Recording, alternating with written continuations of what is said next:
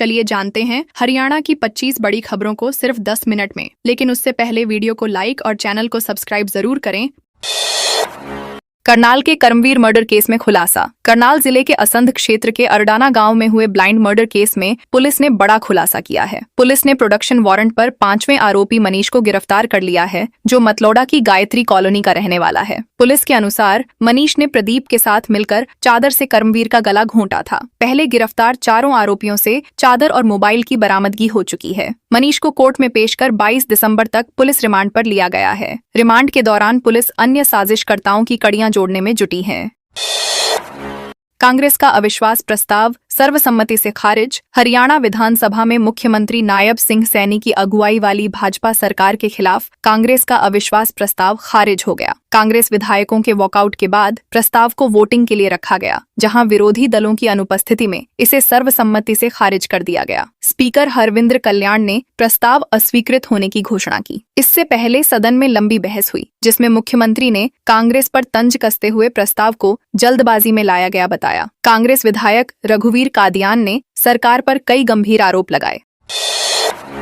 जींद का जवान पश्चिम बंगाल में शहीद। जींद जिले के नरवाना उपमंडल के गांव सुलेहड़ा निवासी 31 वर्षीय जवान मनीष कुमार देश सेवा के दौरान शहीद हो गए। पश्चिम बंगाल में प्रशिक्षण के दौरान हुए एक हादसे में उनकी जान चली गई। शुक्रवार को उनका पार्थिव शरीर सैन्य सम्मान के साथ गांव लाया गया, जहां गमगीन माहौल में अंतिम संस्कार किया गया। जवान के छोटे भाई सोनू ने चिता को मुखाग्नि दी। प्रशासन की ओर से नायब तहसीलदार रणवीर सिंह ने पुष्प चक्र अर्पित किया। इसके अलावा खाप प्रतिनिधियों, किसान नेताओं और जनप्रतिनिधियों सहित बड़ी संख्या में लोग श्रद्धांजलि देने पहुंचे।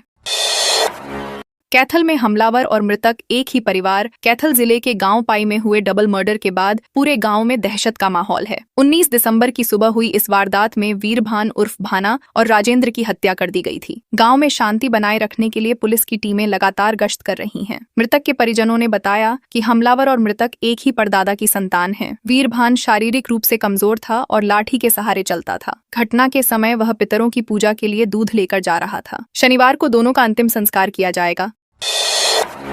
फरीदाबाद में बसंत कुमार ने संभाला डीईईओ का पदभार। फरीदाबाद जिले में जिला मौलिक शिक्षा अधिकारी के रूप में बसंत कुमार ने औपचारिक रूप से पदभार ग्रहण कर लिया है। पदभार संभालते ही उन्होंने साफ किया कि बिना मान्यता के चल रहे स्कूलों पर सख्त कार्रवाई की जाएगी। उन्होंने कहा कि शिक्षा निदेशालय के आदेशों का कड़ाई से पालन कराया जाएगा। बसंत कुमार ने सरकारी स्कूलों में शिक्षा की गुणवत्ता सुधारने को अपनी प्राथमिकता बताया। उन्होंने कहा कि छात्रों की पढ़ाई, सुविधाएं और शैक्षणिक माहौल बेहतर करने के लिए ठोस कदम उठाए जाएंगे। छात्र हित को केंद्र में रखकर सभी निर्णय लिए जाएंगे। युवक की मौत के बाद निशाने पर ड्रग विभाग। फतेहाबाद जिले में युवक की नशे की ओवरडोज से मौत के बाद ड्रग विभाग की कार्यशैली पर सवाल खड़े हो गए हैं। रतिया में युवक अमन की मौत के बाद उसके पिता द्वारा लगाए गए आरोपों से मामला तूल पकड़ गया। जांच के बाद 2 साल पुरानी शिकायत को आधार बनाकर फतेहाबाद सेकंड के ड्रग कंट्रोल ऑफिसर धीरज खटक और हिसार सेकंड के डीसीओ अजय बिश्नोई को बर्खास्त कर दिया गया। मामले की गंभीरता को देखते हुए फरीदाबाद से ड्रग कंट्रोल ऑफिसर संदीप गहलान को चेकिंग के लिए भेजा गया, जिनके साथ स्थानीय पुलिस भी मौजूद रही। भिवानी में नाबालिग से छेड़छाड़ करने वाले 5 गिरफ्तार। भिवानी जिले के बहल थाना क्षेत्र में नाबालिग लड़की से छेड़छाड़ और जाति सूचक शब्द कहने के मामले में पुलिस ने 3 आरोपियों को गिरफ्तार किया है। यह मामला पोस्को एक्ट और SC/ST एक्ट सहित अन्य धाराओं में दर्ज किया गया था। गिरफ्तार आरोपियों में सिंधनवा निवासी नमित और मोहित तथा गोकलपुरा निवासी विकास शामिल हैं। इस केस में किसान नेता रवि आजाद का नाम भी सामने आया है। हालांकि उसकी गिरफ्तारी अभी नहीं हुई है। मामले की निष्पक्ष जांच के लिए SIT का गठन किया गया है। पुलिस का कहना है कि जांच गंभीरता से जारी है। अमित शाह के दौरे से पहले चंडीगढ़ में प्रदर्शन। केंद्रीय गृह मंत्री अमित शाह के चंडीगढ़ दौरे से पहले शहर में प्रदर्शन देखने को मिला। Chandigarh added college teachers association के सदस्यों ने कैंडल मार्च निकालने की कोशिश की, लेकिन पुलिस ने उन्हें सेक्टर 17 में हिरासत में ले लिया। प्रदर्शनकारियों का कहना था कि वे शांतिपूर्ण तरीके से अपनी मांगों को राष्ट्रीय स्तर पर उठाना चाहते थे। यूनियन नेताओं ने पुलिस कार्रवाई का विरोध किया। बता दें कि अमित शाह देर रात चंडीगढ़ पहुंचे और राजभवन में ठहरने के बाद अगले दिन हिमाचल प्रदेश के लिए रवाना हुए।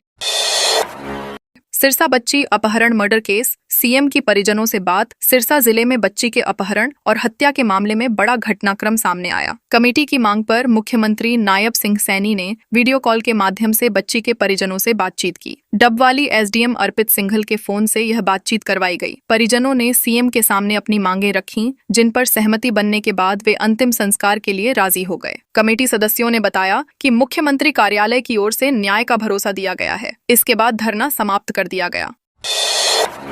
सिरसा में 50,000 क्विंटल पराली स्टॉक में फिर लगी आग। सिरसा जिले में नेशनल हाईवे के पास स्थित पराली के विशाल स्टॉक में शाम एक बार फिर आग भड़क उठी। करीब 50,000 क्विंटल पराली के ढेर में लगी इस आग से इलाके में अफरा तफरी मच गई। सुबह भी आग लगी, जिसे पूरी तरह बुझाया नहीं जा सका था। देर शाम दोबारा आग तेज होने से भारी नुकसान की आशंका जताई जा रही है। आसपास के लोग आग बुझाने में जुटे रहे और दमकल विभाग को सूचना दी गई। दमकल की 4 गाड़ियां मौके पर पहुंची, लेकिन पराली के नीचे से सुलग रही आग पर काबू पाना मुश्किल बना हुआ है। आगजनी में किसी अज्ञात व्यक्ति की भूमिका की आशंका जताई जा रही है। नूंह में रेप के दोषी को 20 साल की कैद। नूंह जिले की fast track special POCSO court ने 10 साल की बच्ची के साथ रेप के मामले में दोषी को 20 साल की कठोर कैद की सजा सुनाई है। अतिरिक्त सत्र न्यायाधीश डॉक्टर आशु संजीव तिंजन ने आरोपी शकील को दोषी ठहराते हुए 20,000 रुपए का जुर्माना भी लगाया। यह मामला जुलाई 2022 का है, जब आरोपी बच्ची को बाइक पर बैठाकर अपने घर ले गया। रास्ते में बच्ची के भाई को छोड़कर उसने बच्ची के साथ दुष्कर्म किया और जान से मारने की धमकी दी। अदालत ने इसे जघन्य अपराध मानते हुए सख्त सजा सुनाई।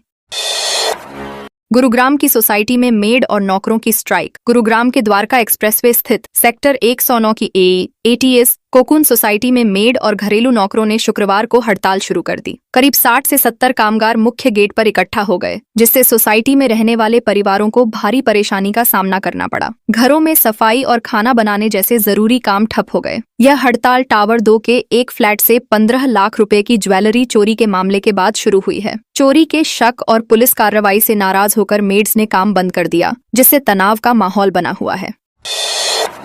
इंग्लैंड में होने वाली संग्राम सिंह की एमएमए फाइट कैंसिल। हरियाणा के मशहूर एमएमए फाइटर संग्राम सिंह की इंग्लैंड में होने वाली अंतर्राष्ट्रीय फाइट फिलहाल स्थगित कर दी गई है। यह मुकाबला 20 दिसंबर को तुर्की के फाइटर गुलाबी अकबुलूत के साथ होना था, लेकिन अकबुलूत के एक सड़क हादसे में पैर में गंभीर चोट लगने के कारण आयोजकों ने फाइट को 2 महीने के लिए टाल दिया। इस मुकाबले को लेकर भारत समेत विदेशों में भी फैंस में जबरदस्त उत्साह था। यह फाइट पीसीएफसी इवेंट के तहत होनी थी और दोनों फाइटर्स के करियर के लिए अहम मानी जा रही थी।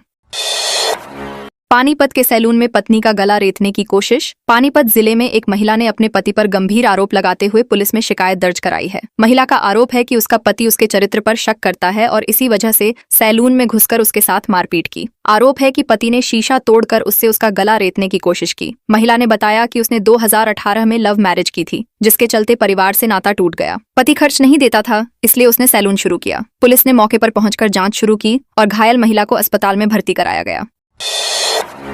कुरुक्षेत्र में प्रॉपर्टी डीलर से 27 लाख हड़पे। कुरुक्षेत्र जिले में मेटाएफ प्राइवेट लिमिटेड कंपनी से जुड़े एक बड़े वित्तीय घोटाले का खुलासा हुआ है। दिल्ली के प्रॉपर्टी डीलर सुशील गोयल ने आरोप लगाया कि कंपनी के ऑनर्स ने 4 से 5% मासिक ब्याज का लालच देकर उससे 27 लाख रुपए हड़प लिए। पीड़ित के अनुसार आरोपियों ने उसे रिश्तेदारों और दोस्तों से भी करीब 3 करोड़ रुपए निवेश करवाने के लिए प्रेरित किया। कंपनी ऑनर्स ने प्रॉपर्टी, शेयर मार्केट और क्रिप्टो ट्रेडिंग में निवेश का झांसा दिया था। पुलिस ने शिकायत के आधार पर जांच शुरू कर दी है।